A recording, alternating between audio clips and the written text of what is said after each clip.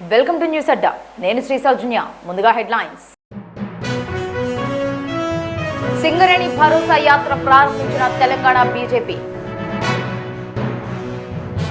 హైదరాబాద్లో 6 ఏళ్ల మనవరాలితో కారు నడిపించిన ఎస్ఐ, ప్రశ్నించిన జనంతో వాగ్వాదం. రైతాంగాన్ని రేవంత్ నిలువునా ముంచేస్తున్నారు కేటీఆర్. రంగారెడ్డి జిల్లా హత్యలపై మంత్రి సీతక్క దిగ్భ్రాంతి, కఠిన చర్యలు తీసుకోవాలని ఆదేశం. ఏపీపై తెలంగాణ ఎమ్మెల్యే మల్లారెడ్డి ఫోకస్, తిరుపతిలో కొత్త వర్సిటీ. పక్కా వ్యూహాలతో రేవంత్ రెడ్డి వేగం పెంచారు జగ్గారెడ్డి. తెలంగాణ జనసేనలో కొత్త జోష్, పవన్ సమక్షంలో పార్టీలోకి భారీగా చేరికలు. అన్న రాజ్యం కాదు అక్క రాజ్యం ఎలా ఉంటుందో చూపిస్తా కవిత. ఇక వివరాల్లోకి వెళ్తే, సింగరేణి కాలరీస్ కంపెనీ లిమిటెడ్ కు కేంద్ర ప్రభుత్వం తాడిచెర్ల 2 బొగ్గు బ్లాక్ కేటాయించిన కేంద్రాన్ని ప్రజల్లోకి తీసుకువెళ్లేందుకు తెలంగాణ బీజేపీ సోమవారం సింగరేణి భరోసా యాత్రను ప్రారంభించింది.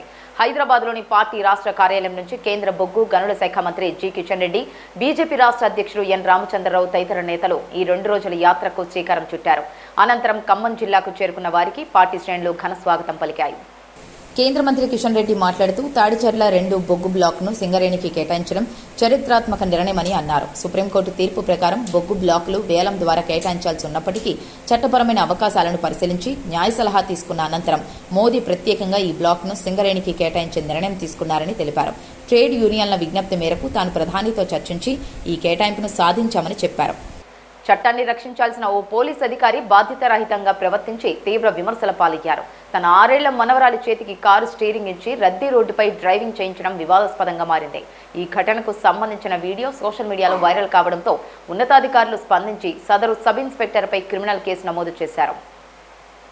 దీనికి ఆ చిన్నారి మా తాత పోలీస్ ఆఫీసర్ అని చెప్పగా ఎస్ఐ తిరుపతి కూడా ఇది ఆటో గేర్ కారు, నా కంట్రోల్లోనే ఉంది అంటూ తన చర్యను సమర్థించుకునే ప్రయత్నం చేశారు. దీంతో వాహనదారులకు ఆయనకు మధ్య వాగ్వాదం జరిగింది. ఈ తతంగాన్ని ఒక వీడియో తీసి సోషల్ మీడియాలో పోస్ట్ చేయడంతో అది వైరల్గా మారింది. ఈ వీడియో ఉన్నతాధికారుల దృష్టికి వెళ్లడంతో వారు తీవ్రంగా స్పందించారు. మైనర్కు వాహనం ఇవ్వడం, ఇతరుల ప్రాణాలకు ముప్పు కలిగించడం వంటి నేరాల కింద ఎస్ఐ తిరుపతిపై భారతీయ న్యాయ సంహిత సెక్షన్ 125, మోటార్ వాహనాల చట్టంలోని సెక్షన్లు 184, 180 కింద నార్సింగ్ పోలీస్ స్టేషన్లో కేసు నమోదు చేసినట్లు సైబరాబాద్ పోలీసులు అధికారికంగా ప్రకటించారు. తెలంగాణలో సాగునీటి సంక్షోభం, కాళేశ్వరం ప్రాజెక్టు నీటి ఎత్తుపోతలపై బీఆర్ఎస్ వర్కింగ్ ప్రెసిడెంట్, మాజీ మంత్రి కేటీఆర్, కాంగ్రెస్ ప్రభుత్వం, సీఎం రేవంత్ రెడ్డిపై తీవ్రంగా విరుచుకుపడ్డారు. తెలంగాణ భవన్లో మీడియా సమావేశం నిర్వహించిన కేటీఆర్ మాట్లాడుతూ, రాజకీయ కక్షతో సీఎం రేవంత్ రెడ్డి రైతాంగాన్ని నిలువునా ముంచేస్తున్నారని మండిపడ్డారు. రిటైర్డ్ ఇంజనీర్ల ఫోరం ఇచ్చిన నివేదికను చూసి సీఎం సోయి తెచ్చుకోవాలని అన్నారు. మేడిగడ్డ బ్యారేజ్ గేట్లు మూసివేయకుండానే కన్నెపల్లి పంప్ హౌస్ నుంచి వీటిని ఎత్తిపోయవచ్చని ఫోరం సూచించిందని తెలిపారు. ప్రస్తుతం కన్నెపల్లి వద్ద 96.79 మీటర్ల నీటి ప్రవాహం ఉందని చెప్పారు. 94 మీటర్ల లభ్యత వద్దే పంపులు ఆన్ చేసుకోవచ్చని నిపుణులు చెబుతున్నారని, ఈ లెక్కన నీటిని పంప్ చేయొచ్చు అని అన్నారు. బటన్ నొక్కితే మోటార్లు పనిచేస్తాయి. పంప్ హౌస్ మంచిగా ఉంది, పాపం ఇంజనీర్లు కష్టపడుతున్నారు, నువ్వు పట్టించుకోకపోయినా వాళ్ళు మెయింటైన్ చేస్తున్నారు. ఒకవైపేమో నీళ్లు లేక రైతులు ఏడుస్తుంటే అదో విషాదం అనుకుంటే, నువ్వేమో ఒక పైశాచిక ఆనందంతో, సాడిస్టిక్ ప్లెజర్తో నీళ్లు ఉండి నీళ్ళు ఎత్తక మా మీద కోపంతో ఇష్టం వచ్చినట్టుగా వ్యవహారాలు చేస్తూ ఉన్నావు. ఇవాళ రాష్ట్రంలో వాతావరణ శాస్త్రవేత్తలు చెప్తున్నారు, ఇంజనీర్లు చెప్తున్నారు, మరి ఎల్నీనో ప్రభావంతో పైన ఎక్కడ నీళ్లు లేవు. సిస్టంలో నీళ్ళు ఎక్కడ ఉన్నాయా అంటే ఒకటే చోట కన్నెపల్లి దగ్గర ఉన్నాయి. గోదావరిలో అక్కడ ప్రాణహిత నుంచి నీళ్ళు వస్తూనే ఉన్నాయి. ఇది అక్టోబర్ వరకు కొనసాగుతుంది. ముఖ్యమంత్రి గారు వర్షాలు వచ్చే సూచన లేవని చెప్తా ఉన్నారు వచ్చే వారం రోజులు. మేము అందుకే చెప్తా ఉన్నాం, మేడిగడ్డ బ్యారేజ్ ముట్టే అవసరం లేకుండా దానికి 14-15 కిలోమీటర్ల పైన ఉన్న కన్నెపల్లి పంప్ హౌజ్లో అక్కడ వచ్చే నీళ్లతో, ఇప్పుడు అక్కడ 97 మీటర్ల మీద పోతున్నది, 93.5 మీటర్ల కాడ మీరు పంప్ హౌస్ చాలు చేస్తే చాలు, నీళ్లు అన్నారం పోతాయి, అన్నారం నుంచి సుందిల పోతాయి, సుందిల నుంచి ఎల్లంపల్లి, ఎల్లంపల్లి నుంచి మిడ్మానేరు, మొత్తం నేను చెప్పినట్టు అన్ని జలాశయాలు నింపొచ్చు. ఇది రాష్ట్ర రైతులు గ్రహించాలి. ఇది కాలం తెచ్చిన కరువు కాదు, ఇది కాంగ్రెస్ కక్షతోని మీ మీద రుద్దుతున్న కరువు అని రాష్ట్ర రైతన్నలు గుర్తించాలని చెప్పి నేను కోరుతా ఉన్నాను. ఒకవైపేమో రైతులు పంటలు కాపాడుకోవాలా, అప్పులు ఎట్లా తీర్చాలా అని తపన పడుతుంటే, కాంగ్రెస్ మాత్రం రాజకీయ కక్షల సెటిల్మెంట్లో బిజీగా ఉన్నది. ఇవాళ ఒక్క మాట మేము రేవంత్ రెడ్డి గారిని స్పష్టంగా సూటిగా అడుగుతా ఉన్నాం. నువ్వు అన్నట్టు సరే ఒక్క నిమిషం నువ్వు చెప్పిన అబద్ధం నిజమే అనుకుందాం. కన్నపల్లి దగ్గర 1,00,000 క్యూసెక్కులు పోతున్నా నువ్వు లేవంటున్నావు, కనబడతలేదంటున్నావు, నిజమే అనుకుందాం. మరి కింద పట్టిసీమలో మోటార్ లాంచ్ చేసిండ్రు కదా, అదే గోదావరి నది మీద కింద ఆంధ్రాలో. రంగారెడ్డి జిల్లా షాబాద్, దైవాలగూడ ప్రాంతాల్లో జరిగిన ఘోర హత్యల ఘటనపై రాష్ట్ర మహిళా శిశు సంక్షేమ శాఖ మంత్రి సీతక్క తీవ్ర దిగ్భ్రాంతి వ్యక్తం చేశారు. ప్రస్తుతం రాజస్థాన్ పర్యటనలో ఉన్న మంత్రి ఘటన వివరాలు తెలియగానే సంబంధిత పోలీస్ కమిషనర్తో ఫోన్ ద్వారా మాట్లాడి సమాచారం సేకరించారు.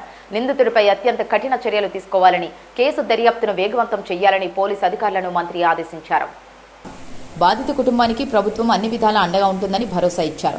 బాధితులకు తక్షణం సహాయం అందించాలని, మానసిక సామాజిక తోడ్పాటు కల్పించాలని మహిళా శిశు సంక్షేమ శాఖ అధికారులను సూచించారు.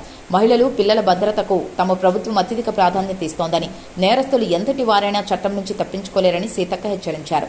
బాధితులకు పూర్తి న్యాయం జరిగే వరకు ప్రభుత్వం అప్రమత్తంగా ఉంటుందని స్పష్టం చేశారు. తెలంగాణకు చెందిన ప్రముఖ విద్యావేత్త, మేడ్చల్ ఎమ్మెల్యే చామకూర మల్లారెడ్డి ఏపీలో తన విద్యాసంస్థల సామ్రాజ్యాన్ని విస్తరించే దిశగా కీలక అడుగు వేశారు. తిరుపతిలో మల్లారెడ్డి డీమ్డ్ యూనివర్సిటీని ఏర్పాటు చేయనున్నట్లు ఆయన అధికారికంగా ప్రకటించారు. ఈ వర్సిటీ ఏర్పాటుకు కేంద్ర ప్రభుత్వం నుంచి అనుమతులు లభించాయని తిరుమలలో వెల్లడించారు. శ్రీవాణి ట్రస్ట్ దాతగా తిరుమల శ్రీవారిని దర్శించుకున్న అనంతరం మల్లారెడ్డి మీడియాతో మాట్లాడారు. గత 35 ఏళ్లుగా విద్యారంగంలో సేవలు అందిస్తున్నానని, తిరుపతిలో యూనివర్సిటీ స్థాపించాలన్న తన చిరకాల కల నెరవేరిందని ఆయన సంతోషం వ్యక్తం చేశారు. 2025లోనే ఈ ఆలోచన చేశానని, శ్రీవారి దయతో ఇప్పుడు అది కార్యరూపం దాల్చిందని తెలిపారు. నేను లాస్ట్ ఇయర్ నా బర్త్డే నాడు సెప్టెంబర్ 9 నాడు మొక్కిపోయినా. తిరుపతిలో కూడా ఒక యూనివర్సిటీ పెట్టాలనుకున్నా.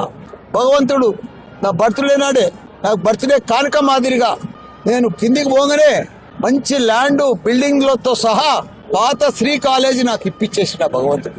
ఈరోజు central government deemed university Malla Reddy sanction అయింది. నిన్న సాయంత్రం 5 గంటలకు ఆ లెటర్ వచ్చింది. అందుకే ఆ దేవుని దగ్గర పెట్టిన లెటర్, పర్మిషన్ వచ్చిన లెటర్ యూనివర్సిటీ తిరుపతి దేవస్థానం దగ్గర నాకు యూనివర్సిటీ పెట్టడం. వచ్చే ఎన్నికల్లో కాంగ్రెస్ పార్టీని మళ్లీ గెలిపించేందుకు ముఖ్యమంత్రి రేవంత్ రెడ్డి పక్కా వ్యూహాలతో వేగం పెంచారని, ఆయన నిర్ణయాలకు తమ పూర్తి మద్దతు ఉంటుందని పార్టీ వర్కింగ్ ప్రెసిడెంట్ జగ్గారెడ్డి స్పష్టం చేశారు. క్షేత్రస్థాయిలో చురుగ్గా లేని ప్రజాప్రతినిధులను ముఖ్యమంత్రి ఇప్పటికే అప్రమత్తం చేశారన్నారు. రాష్ట్రంలో మళ్లీ కాంగ్రెస్ జెండా ఎగరవేసేలా 117 స్థానాల్లో గెలిపే లక్ష్యంగా ప్రణాళికలు సిద్ధమయ్యాయని తెలిపారు. తన రాజకీయ భవిష్యత్తు సంగారెడ్డి నియోజకవర్గంపై వస్తున్న ప్రచారానికి జగ్గారెడ్డి గట్టిగా జవాబిచ్చారు. తాను కేవలం సంగారెడ్డి నుంచి పోటీ చేయమని మాత్రమే అన్నానని, అంతేగాని ఎన్నికల బరి నుంచే తప్పుకుంటానని ఎక్కడా చెప్పలేదన్నారు. భవిష్యత్తులో సంగారెడ్డి స్థానం మహిళలకు కేటాయించినా లేదా సాధారణ స్థానంగా ఉన్నా సరే అక్కడి నుంచి తన అర్ధాంగి నిర్మలనే అభ్యర్థిగా బరిలో ఉంటారని స్పష్టం చేశారు. విపక్షాల విమర్శలు, సర్వేలను చూసి ఆందోళన చెందాల్సిన అవసరం లేదన్నారు. తెలంగాణలో పార్టీ బలోపేతం దిశగా జనసేన పార్టీ కీలక అడుగులు వేస్తోంది. శుక్రవారం హైదరాబాద్లో రాజకీయ, విద్యా, కార్మిక రంగాలకు చెందిన పలువురు ప్రముఖులు జనసేన పార్టీలో చేరారు. పార్టీ అధ్యక్షుడు, ఆంధ్రప్రదేశ్ ఉప ముఖ్యమంత్రి పవన్ కళ్యాణ్ వారికి పార్టీ కండువాలు కప్పి సాదరంగా ఆహ్వానించారు. జనసేనలో చేరిన వారిలో తెలంగాణ యూనివర్సిటీ మాజీ vice chancellor, Osmania university physics professor D Ravinder ముఖ్యులు. వీరితో పాటు ప్రజారాజ్యం పార్టీ మాజీ నేత, నిజామాబాద్కు చెందిన మీసాల శ్రీనివాసరావు, ట్రేడ్ యూనియన్ నేత దేవరకొండ రామ్మోహన్ రావు, హైకోర్టు న్యాయవాది మైదంశెట్టి రవివర్మ, బీసీ సంక్షేమ సంఘం నాయకుడు బి రవీందర్ గౌడ్ తదితరులు పార్టీలో చేరారు. తెలంగాణ రక్షణ సేన ఎన్నికల్లో విజయం సాధిస్తే అన్నరాజ్యం కాదు, అక్కరాజ్యం ఎలా ఉంటుందో రుచి చూపిస్తానని ఆ పార్టీ అధ్యక్షురాలు కవిత అన్నారు. రైతును నిజమైన రాజును చేస్తానని స్పష్టం చేశారు. తమ ప్రభుత్వం ఏర్పడగానే ప్రతి ప్రభుత్వ ఆఫీసులో రైతులకు ప్రత్యేక గౌరవ కుర్చీలు ఏర్పాటు చేస్తామన్నారు. మహిళల కోసం ఒక వినూత్న ఆలోచన చేశామని, త్వరలోనే దాని వివరాలు ప్రకటిస్తానని చెప్పారు. పాంచజన్యం అనే నినాదంతో మార్పు కోసం ముందుకు సాగుతామని పేర్కొన్నారు.